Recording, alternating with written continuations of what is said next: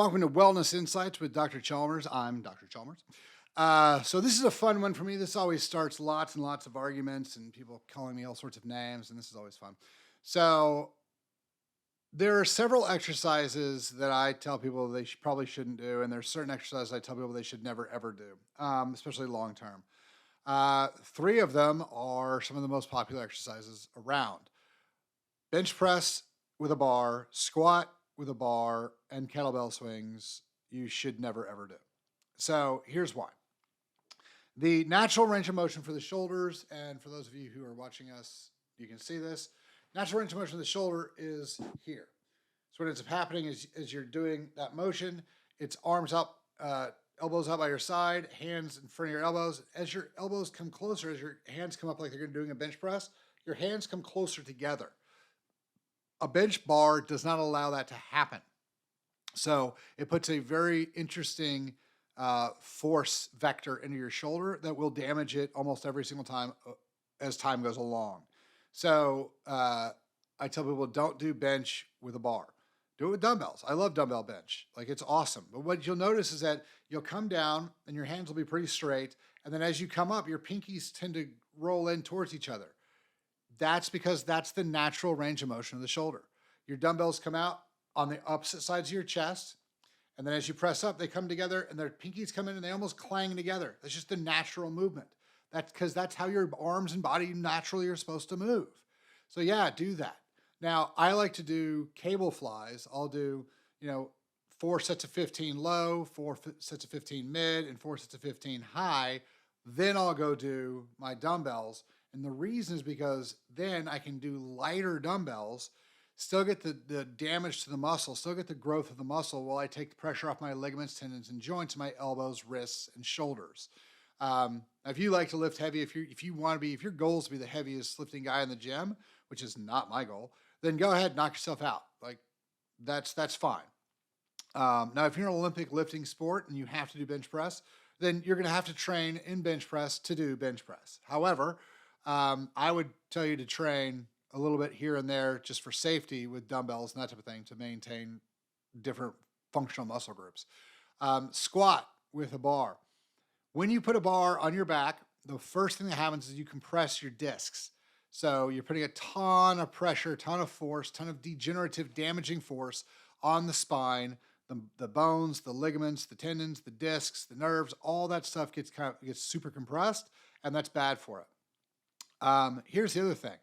If that was it, I wouldn't really say much. I'd be like, do some inversion, do some stretching, you'll be fine. Here's my actual problem with it. Because you're using both legs, if you have a weak right ankle and a weak left knee, you're never going to know. Because as you do that, the body will compensate and put all the force that's supposed to go to that weak right ankle throughout the rest of the body. And that weak left knee, all that force goes somewhere else also.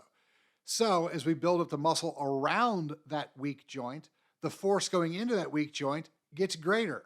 So we have a higher chance of damaging the ligament, the knee, the ankle as time goes on. However, if you do single leg work, single leg step ups, single leg squats, things like that, the ankle that was weak can't be weak anymore. It's the only ankle you have working. So it has to get stronger. We have to work on it. It has to let us know what's wrong so that we can get therapy on it, so we can get the ankle fixed. Same thing with that weak left knee. Everything gets stronger. Everything gets better. Plus, because your body has to now function with just one leg, so the balance has obviously been decreased by 50%. Your body has to increase balance, coordination, functionality, core strengthening, core stability, because everything has to go through that one leg. You've got to be able to stand on one leg and move around on one leg.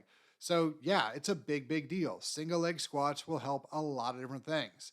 We have all of our pro athletes do a lot of these. We have our gymnasts, we have our high-end athletes, all of them doing single leg work so that we can balance and structure everything. Here's the other piece about the lower core, lower cross that people don't talk about.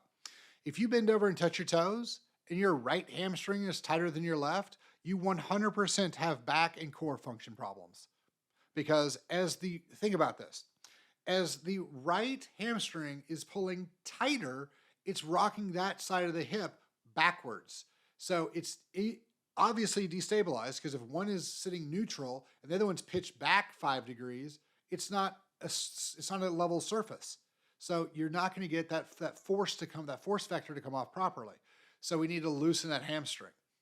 Again, that goes back to working each leg individually, all the joints together, making sure, on that one leg, making sure that kinetic motion goes toes, ankle, knee, hip, low back, SI, that it moves the way it's supposed to, that it functions the way it's supposed to, so that we have a functional movement.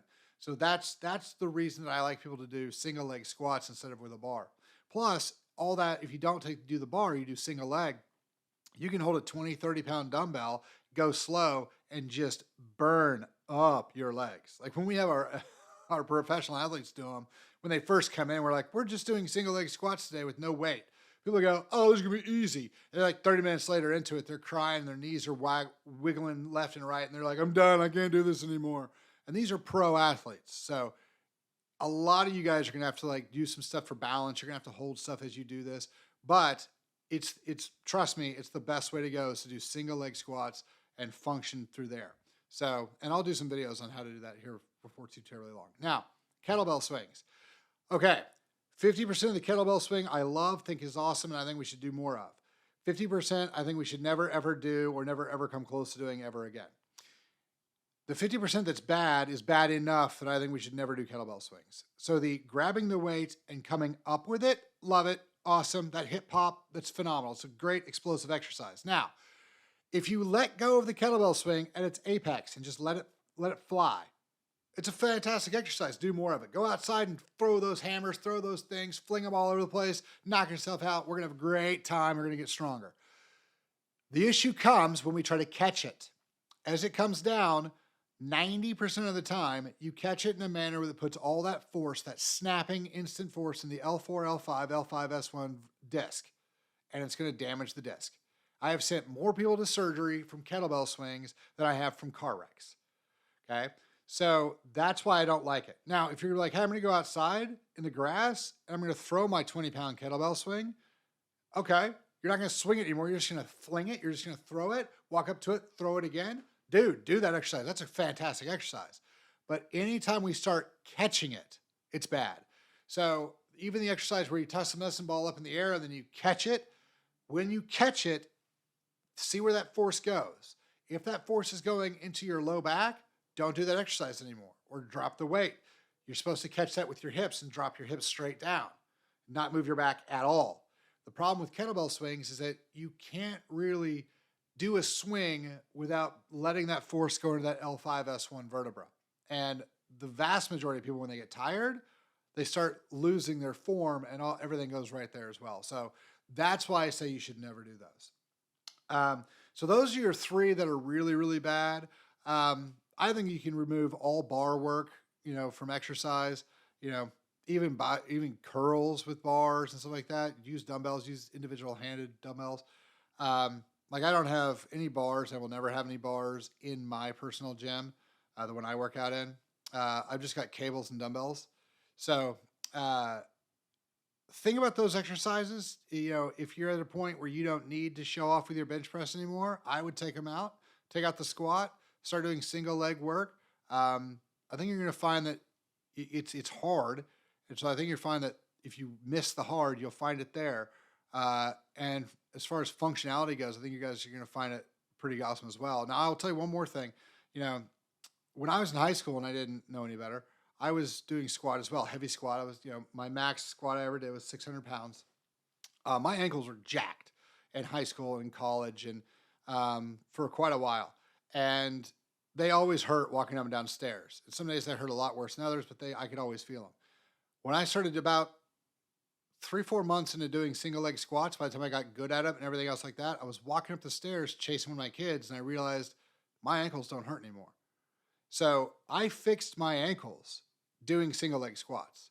And I will tell you from someone who's lifted real heavy weight for a long time with my legs, the single leg squats, my body weight or a 20-pound dumbbell is substantially harder than a lot of the squats I've done with heavy weight. So try it out. I think that you guys will, if you do it right, I think you guys will kind of find that it's just as good of a workout, if not better. So those are the three workouts that I always tell people to avoid if we're worried about long-term functionality. Unfortunately, some of you high school kids can't because your coaches are going to tell you what to do. And if you don't do it, you're in trouble. But if you want a good cross-training thing, do some of these other exercises as well. So if you guys have any questions at chalmerswellness.com, and we'll get them answered, and hopefully we can all get better together. Thanks.